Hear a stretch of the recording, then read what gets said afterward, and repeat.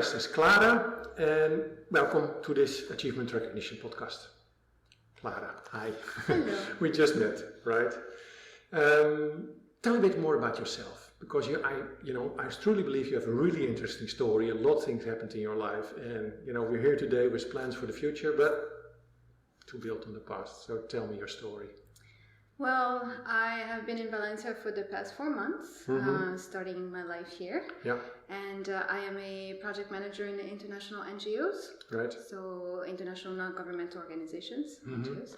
And I've lived in 7 countries now. So working in Southeast Asia, West Africa, and the Caribbean.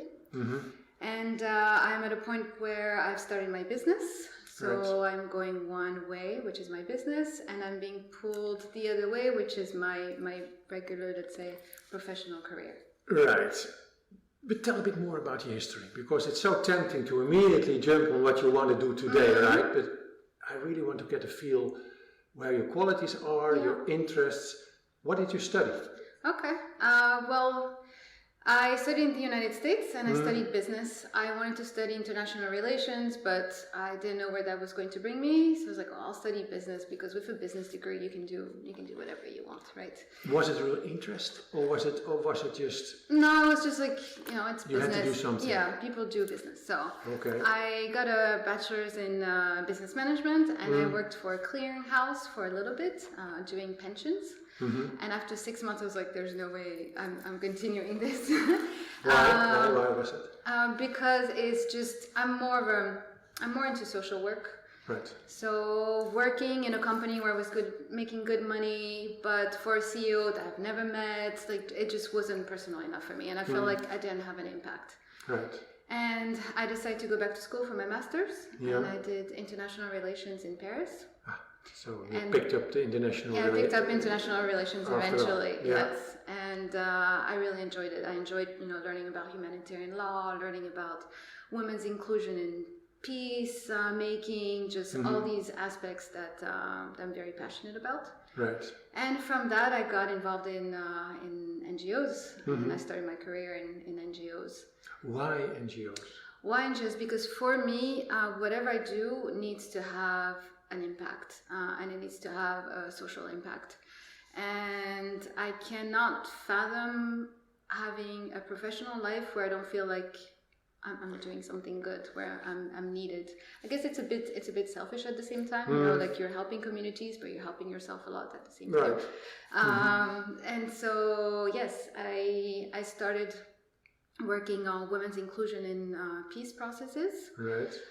But it was for an NGO that worked with the UN, and that I didn't like either, because it was just too high level for me. It's just a lot of BS. I know. You were far away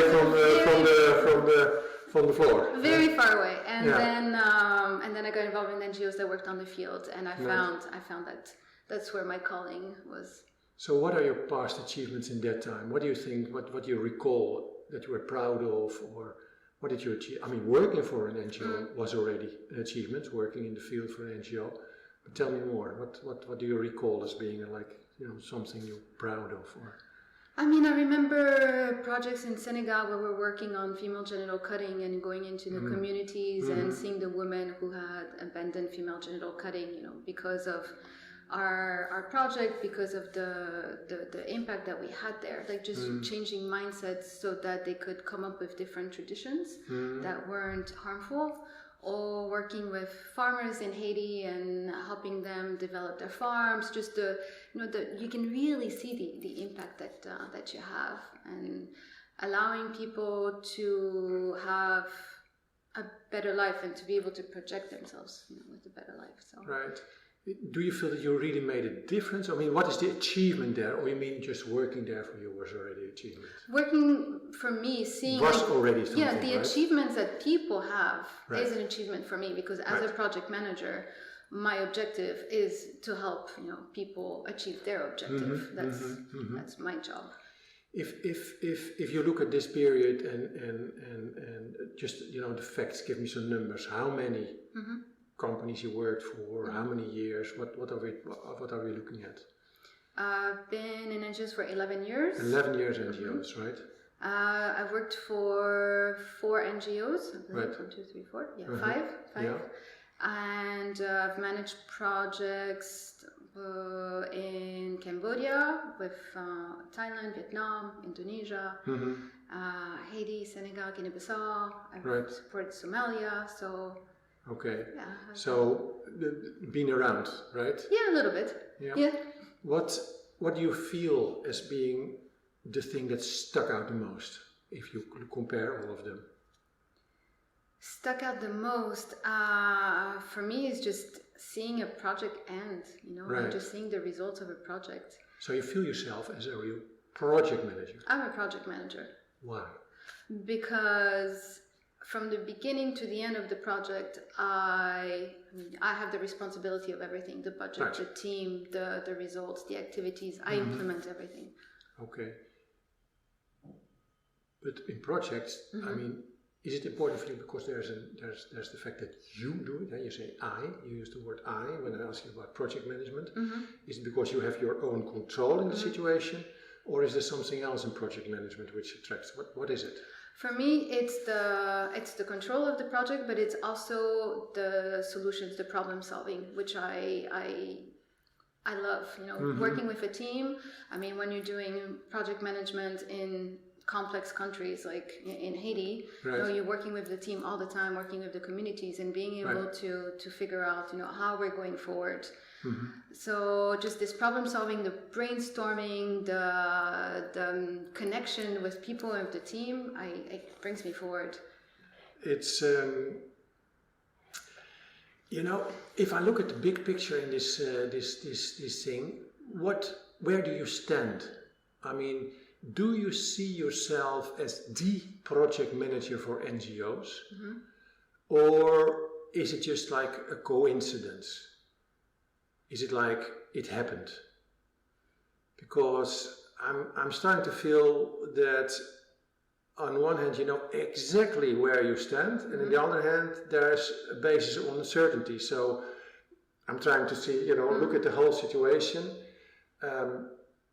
People who know you, right, in this big world, would they also recognize you as the project manager or a great product manager for NGOs? Or how do you see that? Yes, I think so. I mean, I've had connections call me to manage projects. Right. So I got into it by chance. I mean, I didn't think like I'm going to be a project manager. Right. So, and I saw it's something that I like. It's something that I think I'm good at.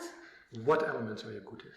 Well, I mean, For project organization? Organization, definitely. I'm a very good organizer. I'm very detailed. You talk easily? I easily? struggle with that, but I think Why? because I don't always find my words and I get lost in the languages that I speak. Yeah, but you speak so many languages. I mean, that's hardly a disadvantage. No. But and communication, just because I've worked with so many nationalities, I'm quite adaptable in how I communicate. I don't communicate the same way with Americans as with Senegalese, as an example. Oh, yeah. So I'm quite flexible when it comes to So organization skills, communication skills. Yes. What else?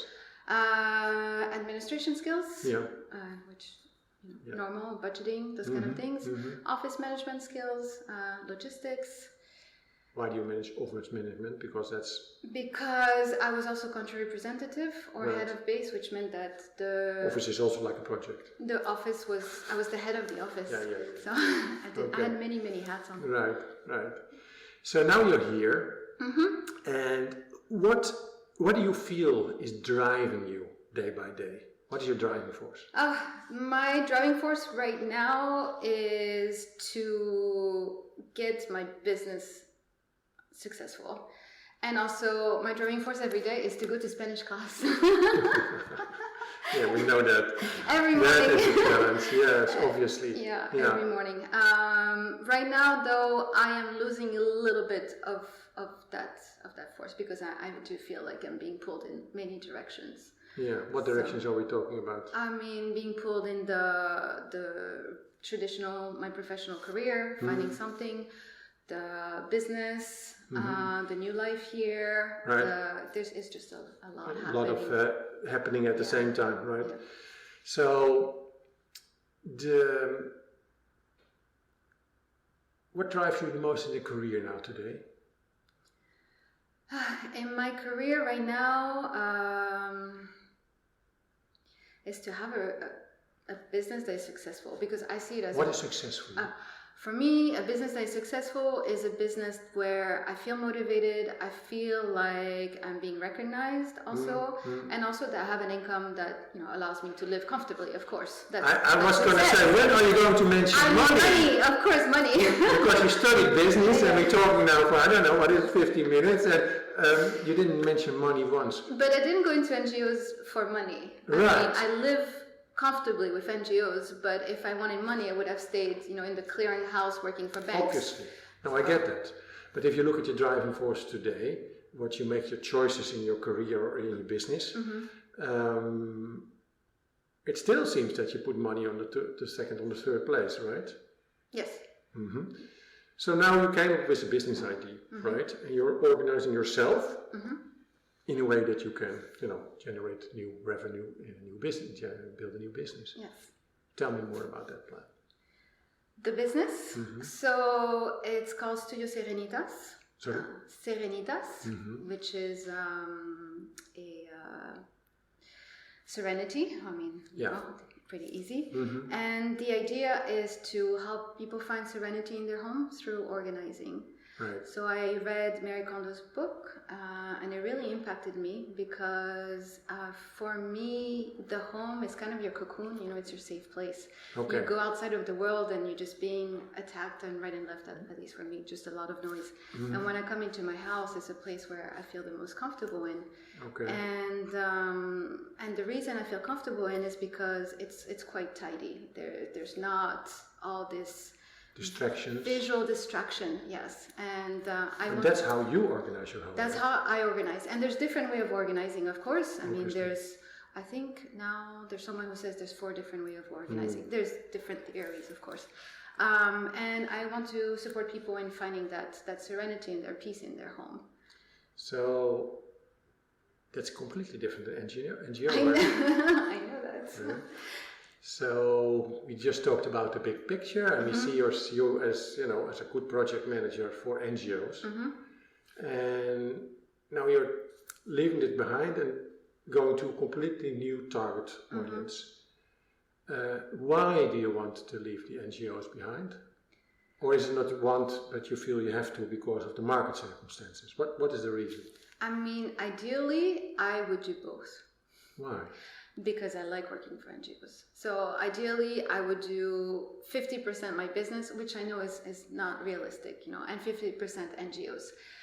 But why do you want to do your business if you love NGOs so much? Because I also want my own thing. I want my own baby, right. which is my business. And I see I've helped clients and I've helped friends in organizing, and I see that the impact it has on them, and I want to be able to spread that out. Right. I've got no doubts that you're an amazing organizer, actually. The way you present yourself and the way that your background, I completely dig it, right? And I also feel, without any doubt, that you're within the NGOs very, reliable source. However, I'm starting to, I don't feel yet the type of clients you would reach for. What? Give me an example of the exact user scenario. What kind of client? You're here. Where do you go? How would it work? Okay. So there's a few different clients. You have the very busy mother who just perhaps is at the head of a business, who just really doesn't have time to organize. She sees a space in her house and it just brings so much stress when she looks at it. She's completely lost on how to do that, and she needs support. So either she wants someone to come in and do it for herself, or she needs someone to come in and help her throughout the whole process. So that would be one type of client. Usually it's someone who has the means to have a consultant, because it is a consultant in the end, just like you would have a personal trainer. And you have another client would be men who just got divorced, And people don't really think about that, but men who just got divorced are going through a transition that is pretty difficult. Sure. I imagine that they have not organized much in their life, in their house. They don't know where to buy furniture. They don't know, how to organize the life of their children. So I was thinking that could be a good client. And then you have expats who move, and so who need support decluttering before moving, or also when they move here, they need support organizing. And the last clients would be seniors who are moving into either senior home or a smaller house, who need to declutter. And it's hard. Maybe your husband, your wife has passed away. You have all of their stuff, and you don't want to throw it away, and you need support doing that. Do you like the people? Do I like people? Do you like these type of people?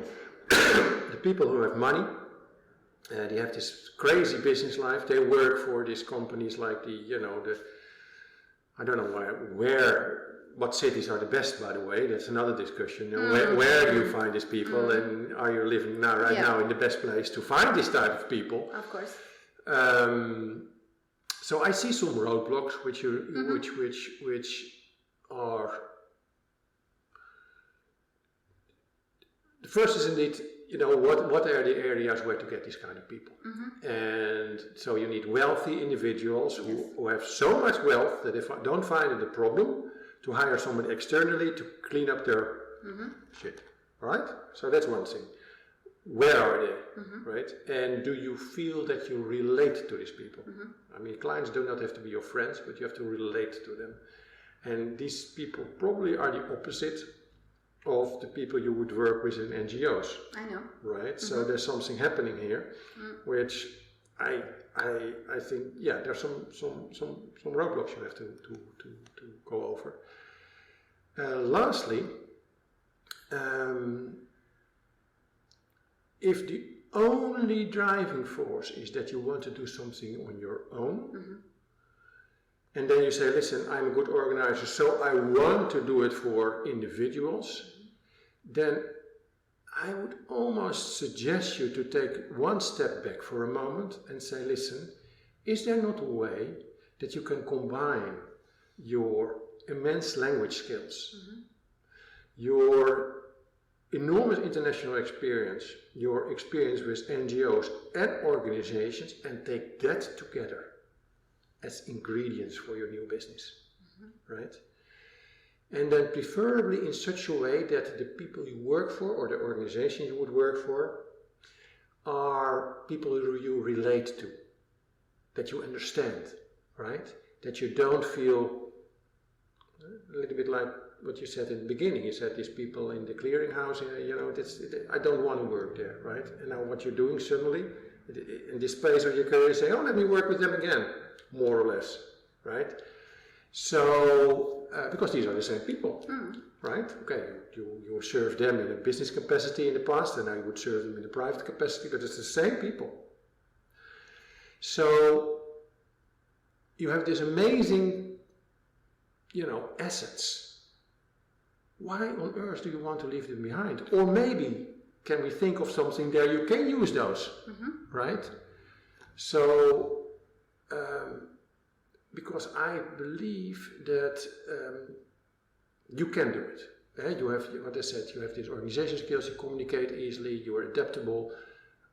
I completely get it. You will be successful. But it becomes so much easier if you come to a situation where you say, for my good, sensibility, I don't have to work 50% for NGOs anymore, because this is already it. At the moment that you tell me that I want to do my own business, but I still want to do 50% NGOs because that's how I feel, that's a red flag, right? Unless you combine things together in such a way that you feel, wow, it is building on what I know before, and I build my own business based on all the things I love, so I don't have to think back anymore, oh, sorry, I left it, I want 50%. No. Yeah. That's what I feel right now, right? Success, no doubt, you got it. But positioning yourself strategically, that's something I think, could spend a bit of time on maybe. Yeah. Do I see it wrong? No. I think there's rights and maybe things I don't fully agree with. When it comes to the kind of clients, that doesn't bother me. I do go to the opera. I do like fancy restaurants. Like I am part of that world also, which has always been very interesting as someone who works on the field and having that array of different lives. So I am comfortable with that world. That's not an issue. Positioning myself better, I mean, that's why I'm questioning myself a lot on where I'm going. I didn't mean to say that that is a different level of sophistication or whatever we talk. Not at all. It's more the mentality of the people you're addressing. Yeah. Okay. And when you're going to opera, you're still going to something intrinsically valuable, right? And with NGOs and what you did for women in inclusivity, that's intrinsically valuable. And now you want to work with people which is just stuff. Yeah. Plastic bags, too many clothes, not 10 pairs of shoes, but 500 pairs of shoes. Does that make you happy? I know what you're saying. So, and I would say, listen, if you've got nothing to offer, then by all means, develop yourself into a new art. That's great. You still can do it. I'm not saying you shouldn't do it. I'm not saying that at all. But I'm saying you have so much to offer, right? There's so much I see there going on the table in like 10, 20 minutes. You describe the whole world. And then you tell me, let's leave it all behind because it's for me difficult, So I can imagine that maybe, what's next? I don't know, maybe two things. One, just try it for a while, find some people with stuff and maybe do it for free the first 2 times and see if you really are happy. Yeah?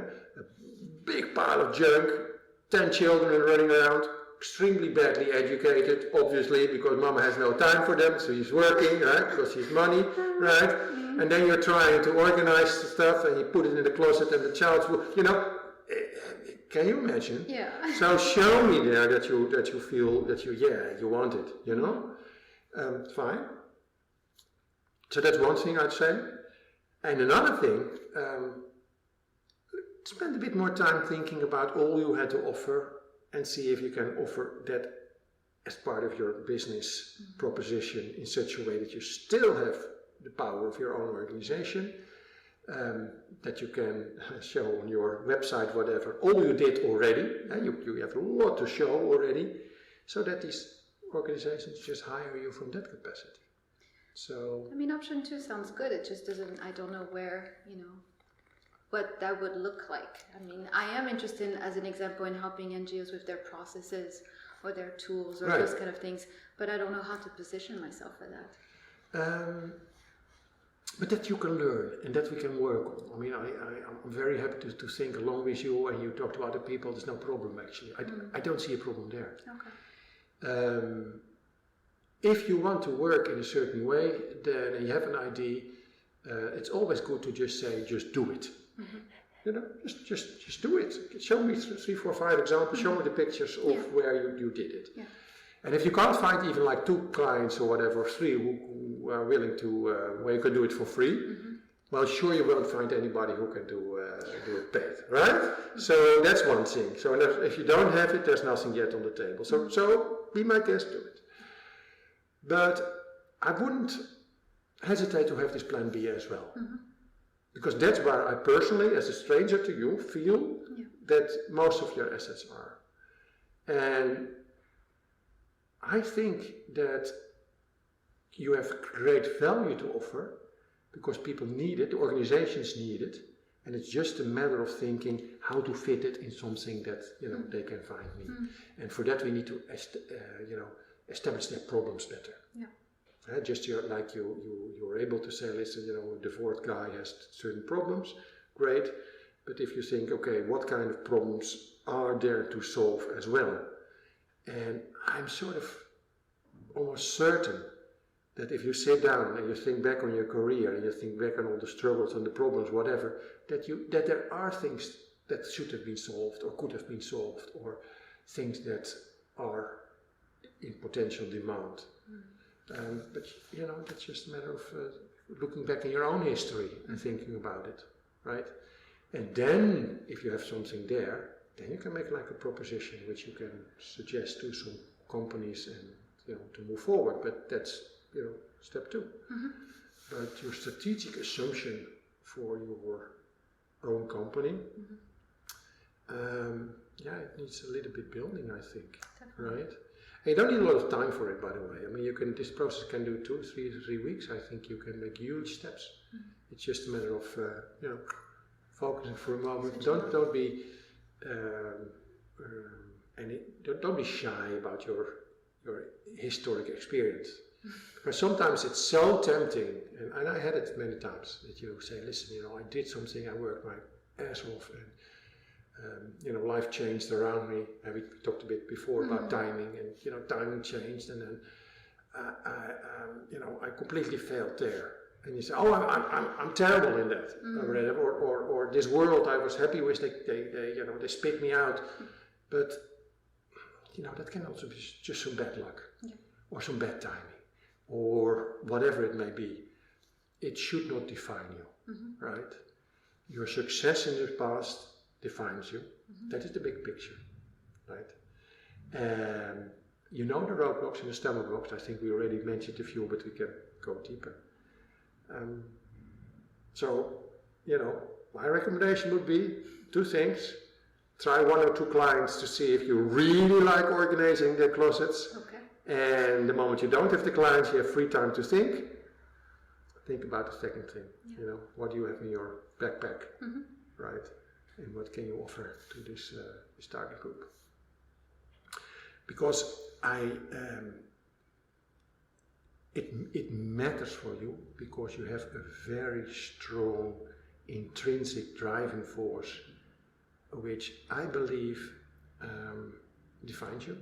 And the moment you let it go, like doing something good. Yeah. I mean, now you're here talking about what you did for the women in Senegal, etc. Now think about your new company, and think of 5 years from now, and you're sitting again, and then you're explaining, I had this woman, and she had 50, but she had 100 pairs of shoes. Definitely not as exciting. No, but it's your driving force, Some people might say my driving force is how you call all these big brands, I don't even know them, Gucci, and I don't know, you don't know them, right? I don't wear them. You don't wear them, but, if you're a closet organizer and you say, I can't afford these very expensive brands, but now I can do it, so you're completely happy, all these Versace dresses organized, great, then this is your future. But this is not what you were telling me, right? Your driving force is intrinsically something else. Yeah. And the last thing I wanted to say is that success in business is based on an intrinsic driving force. Something that you wake up in the morning and you can't wait to go for it because you feel it. That you need. Yeah. Because the business is really hard, and the only way you succeed is that you have something you 100% believe in, and that you drives you automatically. At least that's how I feel, Clara. Yeah. So what do you think of it? I think you've questioned me a lot. And I definitely have a lot of reflection to do. But you're not helping me, because you're pulling me another direction. No. That's not. Yeah, but again, don't forget this. It's interesting, by the way, because I give you 2 things, right? I said, do it, and these other thoughts. Yeah. And what did you pick up? The other thought. But you could also have picked up, I'm going to do this too, and completely forgot the other. But you see what's happening here. You do it yourself, it's not me. Completely. Right? Yeah. So, I mean, the bigger reason behind all achievement coaching is it's a strategic positioning, right? And that's what's at stake now. So it's a beautiful moment, but you don't need a lot of time, what I said, but I think it is, it's fun, by the way. You look like it's heavy. It shouldn't be. Yeah, I mean, I'm a bit anxious, definitely. I understand, because these moments are anxious, but again, if you have something to fall back on, some concrete floor, some solid ground, and you have it, that should sort of catch some of the anxious moments, I suppose. Yeah. Okay, Clara, I think with this we came to the end of our podcast. Thank you so much. Thank you for listening, and don't forget to like and subscribe.